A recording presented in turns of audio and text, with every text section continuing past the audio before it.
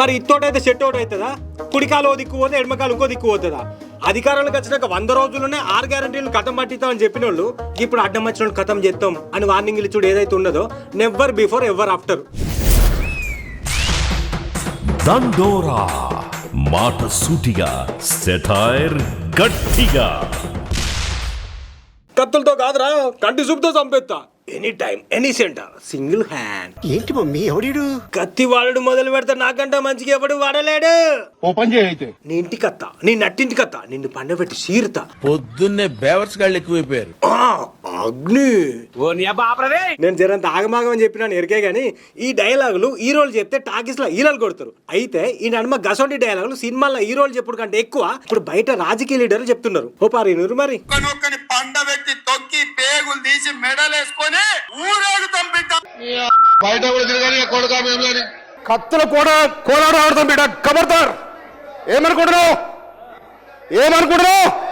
మా పరికత్తులు లేసేనుకో,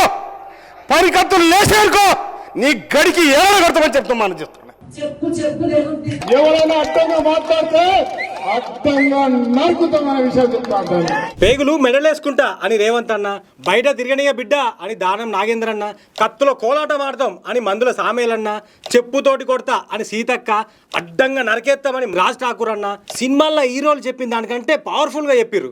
మరి పవర్లు ఉన్నప్పుడు గిసంటి పవర్ఫుల్ డైలాగ్ చెప్పకపోతే చాలా బాగోదు కదా అని అనుకున్నారు కావచ్చు. కానీ గిట్లా మాట్లాడుంటే బాగలేదు అని అంటున్నారు చాలా మంది పబ్లిక్. గిట్లా వారానికి నెలకోగలు మాటల మంటలు లేపనీకే గెలిపించిన మిమ్మల్ని ఓట్లేసి అని గరమైతున్నారు పబ్లిక్. జనాల సమస్యల మీద మాట్లాడాల్సిన అసెంబ్లీలా వార్నింగ్లు ఇచ్చుకుంటా డైలాగులు కొట్టుడేంది? అయినా మా తాన మంచి పైల్వాన్ ఉన్నాడు, ఎత్తి కింద పడేస్తాడు అని ప్రతిపక్ష పోళ్లకు వార్నింగ్ ఇచ్చుకుంటా ఒక ఎమ్మెల్యే గురించి ఒక సీఎం అసెంబ్లీలో మాట్లాడు ఎంతవరకు కరెక్టు?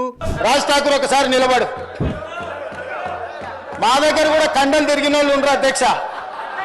తిరిగేసి ఆన్నే బోర్లేసి కొట్టనికి ఒక్కటేసారి తిరిగేసి కొట్టనికి ఉన్నారు అధ్యక్ష. సీఎం గట్ల ఎన్కేసుకు వచ్చిండు కాబట్టి ఇప్పుడు గిట్లా అడ్డంగా నరుకుతామని మైక్ పట్టుకొని బహిరంగంగానే మాట్లాడుతున్నాడు ఈ ఎమ్మెల్యే. ఎవరైనా అడ్డంగా మాట్లాడితే అడ్డంగా నరుకుతామనే విషయం చెప్తాను.